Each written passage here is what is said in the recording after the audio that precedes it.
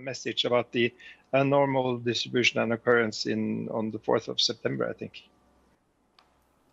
Just before we go, time to bring you some of your comments on following on from our conversation on domestic abuse. An anonymous texter said, "My partner would abuse me physically, then call the police and have me arrested. I'd tell them what had happened and no further action was taken. I once had a witness to his abuse and the police still wouldn't take any action, saying it was a domestic incident." Jeannie on Twitter says, "Listening to a heartbreaking segment on Victoria Live about domestic abuse homicide, it's so hard for the victims to see what's happening from within. We need our services and community to spot the signs and report it. We need to educate people on the signs and symptoms." BBC Newsroom Live is coming up next. Thank you very much for your company today. Hope you have a lovely day. Bye-bye.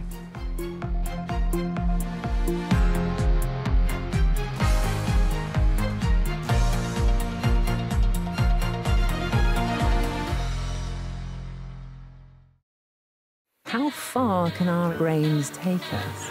A unique partnership with limitless opportunities. Wow. Each and every one of them is so intimately connected. Blows me away, it really does. It's learning something new that you've not already done. Beautiful. It's truly life-changing. And that's why it's so exciting. The BBC and the Open University, inspiring learning together. I love food. How good I'm at cooking it, I have no idea, because I don't do a lot of cooking. I do a lot of eating. This is Will, I help young people. You're going to be a barrister then? Do not underestimate what I will do to get this job. What are we doing this for? To win. You seem a bit soft for this line of work. I'm Will's girlfriend. Which one? Mummy needs her power. Do you mind not calling yourself Mummy? It's just... it is a little weird. New comedy, Defending the Guilty, starts Tuesday at 10 on BBC Two and BBC iPlayer.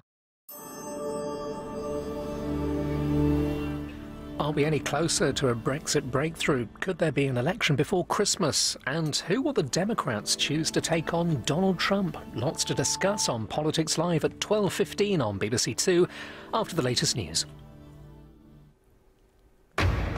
You're watching BBC Newsroom Live. It is 11 a.m. and these are the main stories this morning. Commons Speaker John Bercow warns Boris Johnson that ignoring a law designed to stop a no-deal Brexit is a non-starter. The only form of Brexit which we will have, whenever that might be, will be a Brexit that the House of Commons has explicitly endorsed. The DUP denies newspaper reports that the parties agreed to a compromise which would see Northern Ireland abide by some European rules after Brexit.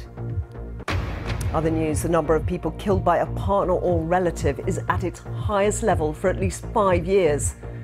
Police at Heathrow Airport arrest 2 men they suspect were trying to fly a drone into the airfield.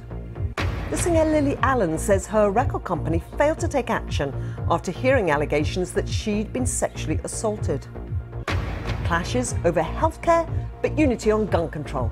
Democrat presidential hopefuls battle it out in their race for the nomination.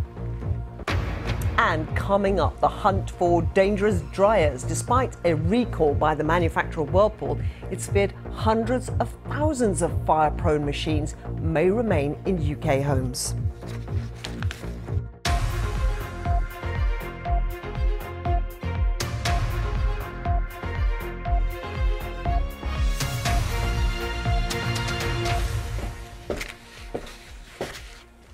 Good morning, welcome to BBC Newsroom Live. I'm Carrie Gracie. The House of Commons Speaker, John Bercow, has vowed to use what he called creativity in Parliament if Boris Johnson ignores the law designed to stop a no-deal Brexit. Mr Bercow called it astonishing that anyone has even entertained the notion of forcing through Brexit without the approval of MPs. The Prime Minister has previously said he would rather be dead in a ditch than ask for a delay. In other developments, the Democratic Unionist Party has denied a newspaper report claiming that it's prepared to compromise on the Brexit backstop. And it's just been announced that Boris Johnson will see Jean-Claude Juncker on Monday. So let's get an update on all of this from our political correspondent, Jonathan Blake, who's in Westminster for us. Jonathan, where do you want to start?